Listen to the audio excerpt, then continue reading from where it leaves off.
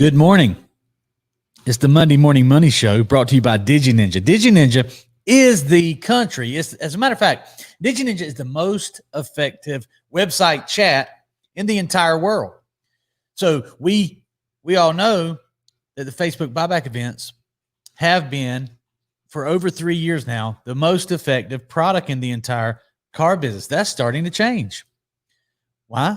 Because website chat is the simplest way for you to, if you're a car dealer, the simplest way for you to increase your conversion. And we do that. Who's on a website right now? Casey, are you on DigiNinja chat? Who's that? Chan, stand up. How many people we got working right now? I can't hear Chan. That's okay. Sit down, Chan. Go back to work. I can't hear you, Chan. It's okay. Oh, so anyway, our website chat is the most effective website chat in the entire car business. And that's because we have real people. Casey, can you wave at me? Casey must have on earphones. Casey. She's dialed in. Oh, yeah. See, Jamie, wave at us. Okay, those guys are over there. They're all in on the chat. We have real people. We don't have robots. Robots suck. Real people are awesome. That's our new slogan. How many dealers do you think I can close by saying, Mr. Dealer, let me tell you something. Your website chat sucks, but mine doesn't. I'm going to try it. It's worked pretty well so far. Well, today is a money show. Again, the money show brought to you by DigiNinja, the world's most effective website chat, which is rocking and rolling all over the country, by the way. Today's show is about money. It's going to be a quick show about money, and here's why. This is the time of the year when businesses have to work on their tax planning. And, buddy, do I have a lot of tax planning to work on?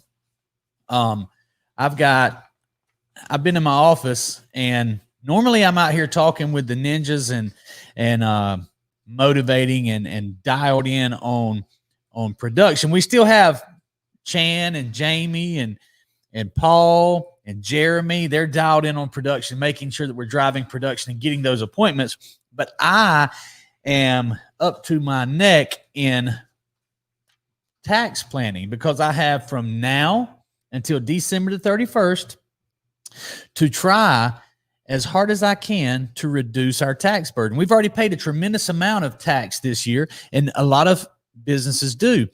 But one thing that I recently found out, there's two things that I want to talk to you about today that are very, very important. Now, a lot of accountants don't necessarily agree with what I'm about to tell you, but I think I can prove it. I'm going to see what you think. So there's two very important rules that I've learned recently. Number one, which I've always felt like this, but a lot of people think that taxes are what is it? Death and taxes. They say the two things you can't get away from. But this our money. If you earn money or someone pays you for something, it's your money. It is not the government's money. So it is your duty to reduce your amount of taxes. The less tax, it's actually, there's nothing patriotic about paying a lot of taxes. In fact, and this is the part that most accountants, or I won't say most, but a lot of accountants do not agree with this. The tax law is written to reduce your taxes. So of the thousands of pages of tax law, there's like a half of 1% is written about increasing your taxes.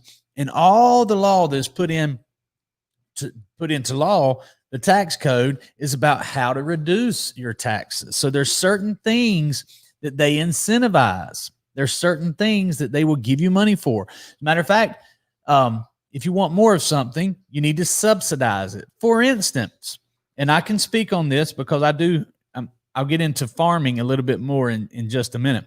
But a lot of farmers there is billions of dollars in farm subsidies that's actually a check written to farmers for doing certain things. So Smith, if you will, Google how much is paid in farm subsidies every year. I'm going to prove a point about this. My point is the tax code is written to reduce your taxes.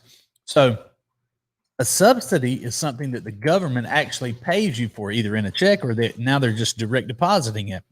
Okay. Can you put that on the screen for me? How much, first of all, can we get do we have any comments right now? I want to ask. No comments, no problem. Not as of yet. No problem. I don't blame them. Tax law is not very fun. It's not fun to talk about. It sucks unless you know what you're doing. But I would be curious if I'd like to hear some guesses on the amount of money. If you're watching and you would guess, all they're going to do is Google it. I think I may have spoiled it already. It's okay. Put it up there then. Put it up there. Let's roll.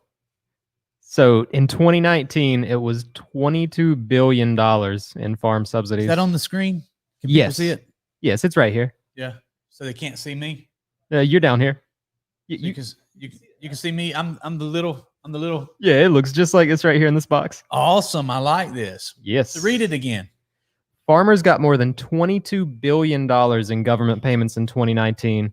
Now, that's the highest level of farm subsidies in 14 years. In 2019, the federal government delivered an extraordinary financial aid package to American farmers. Read that last part again. In 2019, the federal government delivered an extraordinary financial aid package to America's farmers. Financial aid. Farming is hard work, but it is not profitable unless the government gives you money. You cannot make money farming without the federal government writing you a check. What were you going to say? Oh, I just reacting. That's all. Yeah, that's crazy. So it is crazy. It is crazy. So, but the purpose of that aid package was to actually reduce or give the farmers some income. I have a small farm. I have some cows, and those cows, for the first time that I've ever heard of, there's subsidies for cows because the cattle prices went so low during the pandemic, and they're still pretty low. They actually are paying money. The federal government is paying money. And I think it's like $50 per head of cattle for every heifer. And there, I don't know the guidelines because I am done with farming. Okay. So here's why.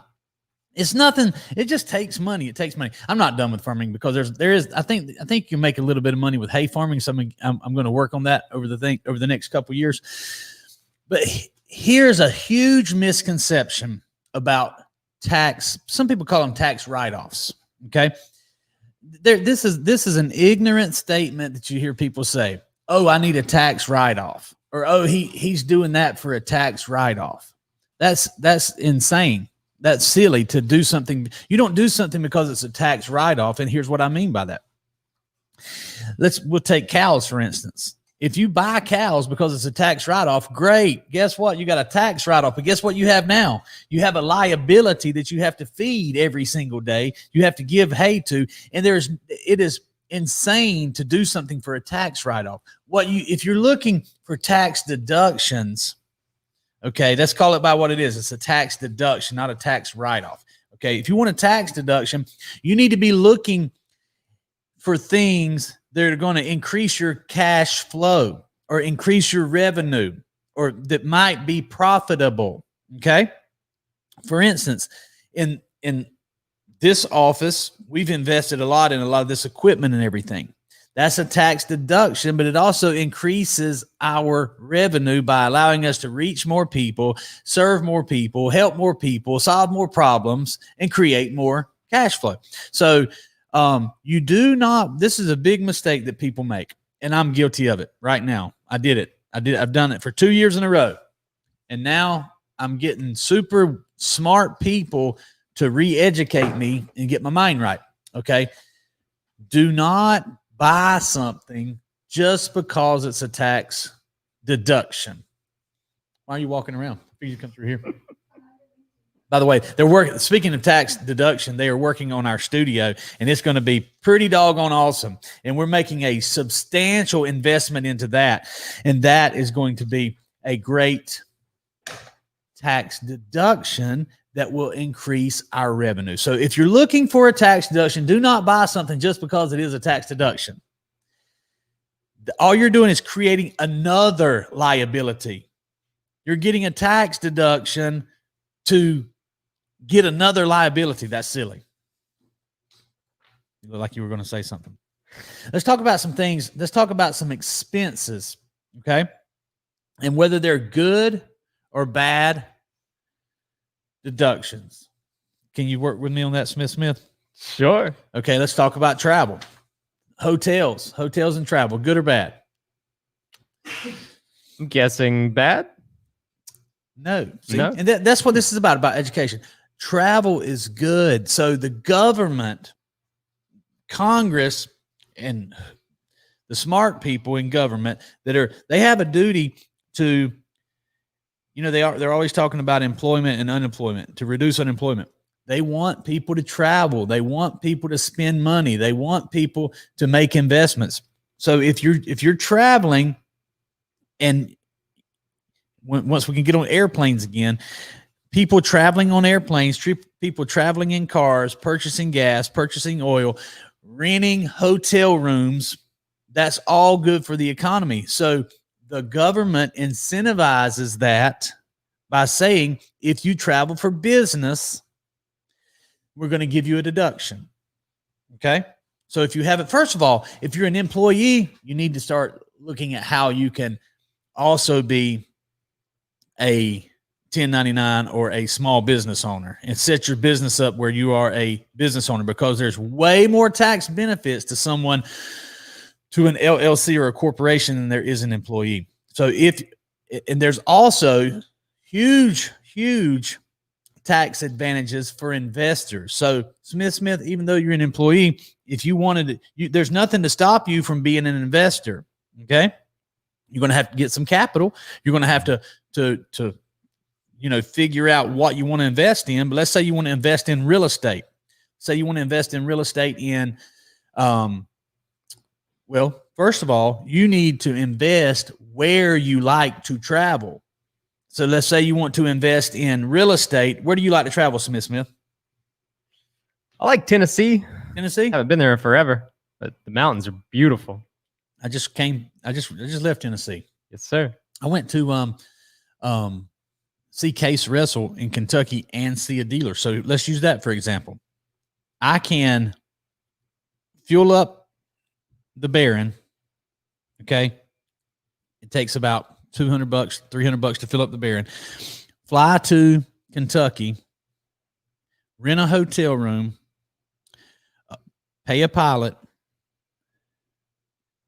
go out and eat dinner,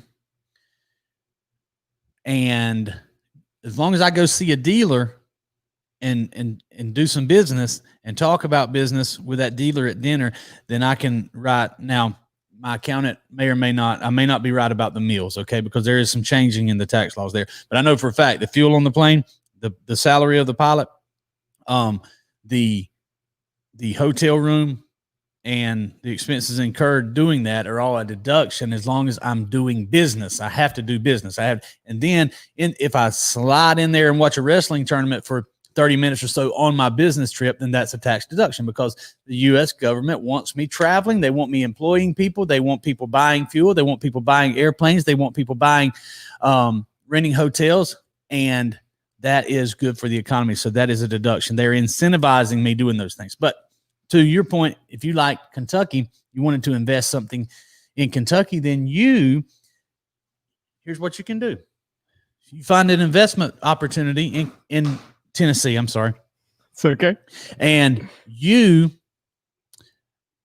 let's say you find an apartment complex in Knoxville, Tennessee. Beautiful town, beautiful lake. You ever been on the lake up there? I'm not sure if I've been there in particular. We went near Dollywood last time. Okay. In that area. Knoxville is beautiful. Let's talk about Dollywood, and I guess that's near Pigeon Forge and those places. I believe so. So anyway, you find a cabin up there that you want that you can invest in. You can buy it. You can rent it out and rent it to people who want to travel there to Dollywood, right? Mm-hmm. So what you would do, let's say it's $200,000 for the cabin. Say you're going to you need $50,000 to put down. Okay. You put $50,000 down and you have a nice cabin that you owe $150,000 on it. Just using hypothetical numbers. Let's say it costs you $1,000 per month in the mortgage, but you can rent this thing out for $2,000 a month. That's a positive cash flow, right? Now you can say, Billy, I need to go check on my cabin in Pigeon Forge. You can make sure that nobody's renting it that day. And you say, Billy, can I rent the plane from you? I say, yes, you can rent the plane. Pay me $1,000 a day for the plane, cover the fuel and the pilot. Okay. Your $1,000 to me, tax deduction. Pilot, tax deduction. Fuel, tax deduction. And you get to go check on your rental property and stay there for a day or two while you're checking on it. And all that's a tax deduction. So all this is very important. I would start by reading some things like tax-free wealth and understanding that. Don't be scared of the tax code because it's written to reduce your taxes, not to find ways for you to create more tax burdens. That's just that. Listen, tax planning, taxes are your biggest expense. Trust me. I understand in a major way that taxes are indeed by far my biggest expense. So we're looking for ways to reduce them. Matter of fact, I have a meeting right now to go take care of. So here's what I want to do. I want to shoot a commercial real quick right here, Smith. Mr. Dealer, if you have no idea how many leads you're getting on your website chat, I can fix that. If you have no idea what your real conversion is on your website chat, I can fix that. Mr. Dealer, chances are your website chat is not very effective at actually getting appointments. We need to be using your website chat, or we need to be using your website to actually convert website browsers into buyers. I have a team that can do that. I have the product that can do it. DigiNinja website chat. For more information, just send me a message at the link below or give me a call. Don't give me a call. I want you to text me. Text the number below. We'll put this in the commercial, okay? All right, guys, I got to go do some tax planning. They're working on the studio. Sorry for the short show today, but trust me, you need to be finding ways to reduce your taxes. That's the most important thing you can do for yourself, your future, your business, your family, your friends, and the economy. We need you to pay less taxes.